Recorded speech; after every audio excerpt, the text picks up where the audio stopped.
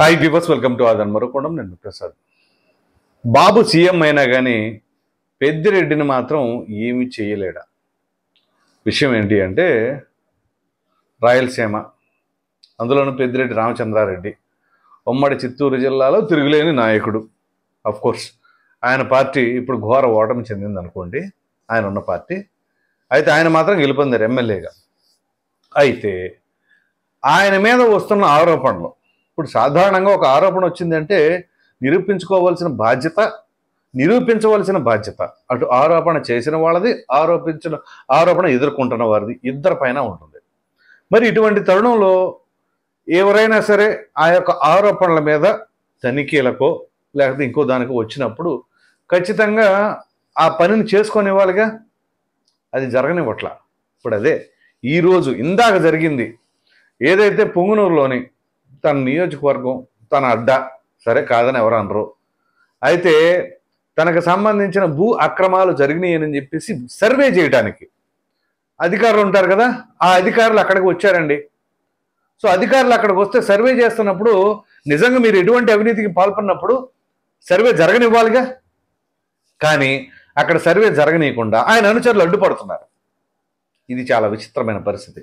ఎందుకంటే కూటమి అధికారంలో ఉంది, అధికారులు సర్వేకి వచ్చారు, పోలీసులు కూడా ఉన్నారు, కానీ అక్కడ సర్వే చేయలేకపోతున్నారు. వైఫల్యం ఎవరిది? అక్కడ పెద్దిరెడ్డి గారి అనుచరులు పోలీసులు కూడా లెక్క చేయట్లేదు అంటే అసలు పోలీసులు ముందు అక్కడ ఇన్వాల్వ్ అవుతున్నారా? ఏదో తూతూ మంత్రంగా అక్కడ ఓకే మీరు అట్లా ఉండండి, మీరు ఎట్లా ఉండండి అని చెప్పేసి అంటే ఎవరైనా ఊరుకుంటారా? సో ఇదంతా ఒక పక్క ప్లానింగ్తో నడుస్తుందని అర్థం చేసుకోవాలి. మీరు గమనించండి, ఇదే చంద్రబాబు నాయుడు గారిని మరి గత ప్రభుత్వ హయాంలో అంటే వైసీపీ హయాంలో ఏ రకంగా చూశారండి? అక్కడ ఎక్కడ సంగతి పక్కన పెట్టండి, వాళ్ళ వీళ్ళ సంగతే. సాక్షాత్తు చంద్రబాబు నాయుడు గారిని ఏ రకంగా చూశారు చూడండి.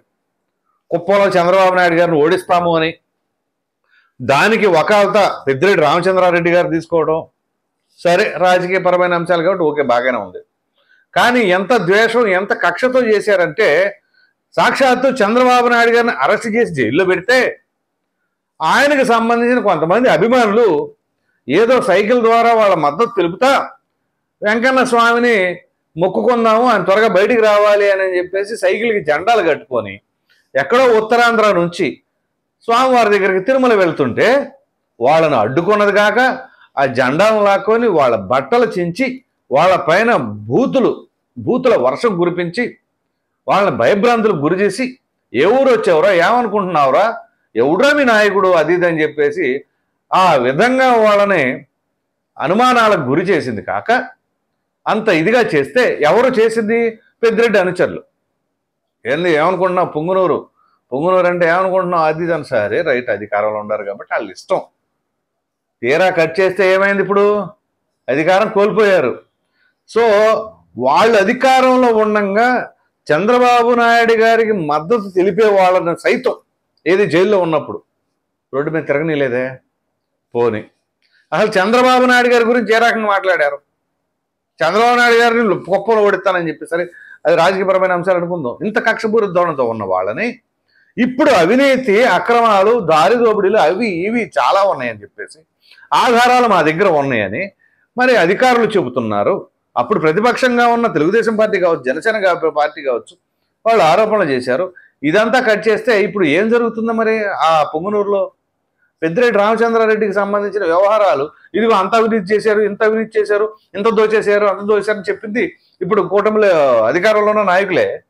మరి ఇప్పుడు పెద్దిరెడ్డి గారికి సంబంధించి ఎందుకని చేయలేకపోతున్నారు? ఇవాళ సర్వే చేయడానికి అధికారులు కూడా వెళ్ళలేని పరిస్థితిలో ఉంది అంటే అసలు ప్రభుత్వం ఎవరిది? ఆ మదనపల్లి ఫైల్స్ దగ్ధం కేసు, అది ఫైల్స్ తగలబడి ఎంతకాలం అవుతుంది? జూలై 21వ తేదీన తగలబడింది. ఇప్పటివరకు ఆ కేసుకు సంబంధించిన పురోగతి ఏమైనా నడిచిందా? అసలు అంతెందుకండి, ఆయన ఎన్నికల సమయంలో సబ్మిట్ చేసిన అఫిడవిట్లో అక్రమ ఆస్తులు చూపించారు అని ఏదైతే అప్పట్లో పెను సంచలనం, ఎవరైతే బీసీవై పార్టీ అధ్యక్షుడైనటువంటి రామచంద్ర యాదవ్ ఆయన ఎలక్షన్ కమిషన్ ఫిర్యాదు చేశారు. దానికి సంబంధించిన అంశంలో మరి చల్లా బాబు ఎవరైతే తెలుగుదేశం పార్టీకి సంబంధించిన యాస్పిరెంట్ అక్కడ అభ్యర్థి, ఆయన్ని కోర్టుకు హాజరు కమ్మంటే ఆయన ఎందుకు వెళ్ళా?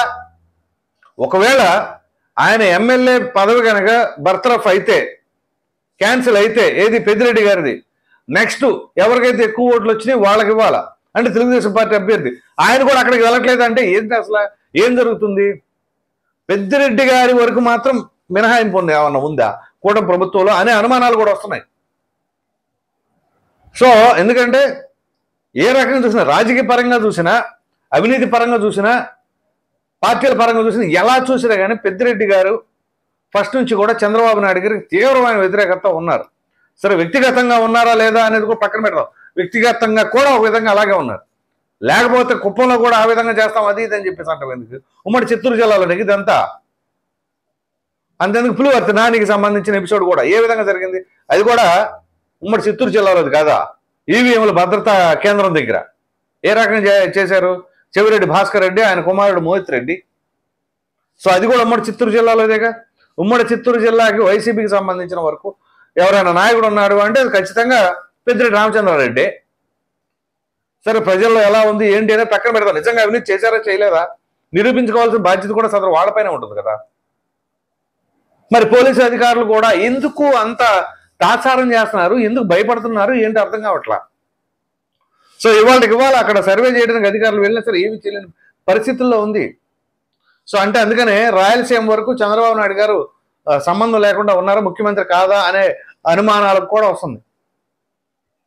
సో ఇదే రాయలసీమ ప్రజలు కూడా చంద్రబాబు నాయుడు గారి పట్ల అపారమైన నమ్మకం, గౌరవంతో బ్రహ్మాండంగా సీట్లు అప్పచెప్పారు. అఫ్కోర్స్ 2019లో పెద్దగా గెలవాలి, 3 సీట్లు గెలిచారు. అటువంటిది ఈసారి ఉమ్మడి కడప జిల్లాలో ఉన్న 10 స్థానాల్లో 7 స్థానాల్లో కూటమి గెలుపొందింది. సాక్షాత్తు ఫస్ట్ నుంచి వాళ్ళకి ఆయు పట్టులాగా ఉన్నటువంటి కడపలో కూడా మొన్న చావు దెబ్బ తగిలింది జగన్మోహన్ రెడ్డి గారికి. మరి అటువంటిది రాయలసీమలో కూడా కూటమి ప్రభుత్వం ఆ రకంగా సీట్లు గెలుచుకుంటే కూటమి పార్టీ, మరి ఇప్పుడు ఎందుకని ఈ విధంగా వీళ్ళపైన చర్యలు తీసుకోలేకపోతున్నారు? ఏ ఒక్కరైనా కానీ రాయలసీమలో ఎవరికి వాళ్ళు మొండిగా ఉన్నట్టున్నారు. ఎంత మొండిగా ఉన్నా మరి ప్రభుత్వం ఎందుకో కొంతవరకు మాత్రం ఒక విధంగా చెప్పాలి అంటే అది పోలీసుల అసమర్థతో, లేకపోతే భయమో ఆందోళన ఇంకోటో, లేకపోతే మరలా రేపు గెలిస్తే వీళ్ళ భవిష్యత్తు ఏమవుతుందా అనే బాధ కానీ తెలీదు. సో ఈ విధంగా ఇంకా మరికొంతమంది కూడా ఉన్నారు, దాని గురించి కూడా చేస్తాను, అది నెక్స్ట్ వీడియోలో చేస్తాను, ఎందుకంటే ఇప్పటికే లెంతీ అయిపోతుందని. కాబట్టి పెద్దిరెడ్డి రామచంద్రారెడ్డి నిజంగానే అక్కడ మైనింగ్ మాఫియా చేశాడా, ఫారెస్ట్ భూములు కబ్జా చేశాడా, అలాగే ఆ మదనపల్లి ఫైల్స్ కేసు వ్యవహారం ఏంటి, వీటన్నిటికి సంబంధించిన ఎపిసోడు కూటమి ప్రభుత్వం త్వరితగతిన బయట పెడితే మంచిది. అలా కనుక బయట పెట్టకపోతే వాళ్ళతో ఏదైనా సరే వీళ్ళు లాలూచి పడ్డారా అని ప్రజలు అనుమానపడే పరిస్థితి అయితే కనిపిస్తుంది. కాబట్టి దయచేసి కూటమి ప్రభుత్వంలోని పెద్దలు దయచేసి ఆ యొక్క పోలీస్ అధికారులు ఎవరైతే అక్కడ ఉన్నారో వాళ్ళని కొంచెం గట్టిగా ఉండమని చెప్పండి. వాళ్ళు కూడా సర్వే చేస్తున్న అధికారులని సర్లే అక్కడ ఆగండి మీరు అది ఇది అని చెప్పేసి ఏదో సర్ది చెప్పే ప్రయత్నం చేస్తున్నారు. కానీ అనుచరులు ఎవడో వచ్చే ఏంది వచ్చేదని చెప్పేసి అనుచరులు ఎందుకు ఆపలేకపోతున్నారు? ఒకసారి జగన్మోహన్ రెడ్డి గారికి సీఎం సీట్ ఇచ్చి చూడండి, ఎట్టా ఆపాలో ఏం చేయాలో చూపిస్తారు కరెక్ట్గా. అందుకని రోజా కూడా అంటుంది పదే జగన్మోహన్ రెడ్డి గారికి సీఎం సీట్ ఇవ్వండి అని. ఆ విధంగా ఉంటుంది అన్నమాట పరిస్థితి. సో ఇప్పటికైనా ఆ పెద్దిరెడ్డి గారి పైన మరి ఆయన పైన వస్తున్న ఆరోపణల మీద గట్టిగా ఏమైనా ప్రభుత్వం నిర్ణయం తీసుకుంటుందో లేదో చూద్దాం. ఈ వీడియో పైన మీ అభిప్రాయాన్ని ఖచ్చితంగా కామెంట్ సెక్షన్లో తెలియచేయండి. Thank you.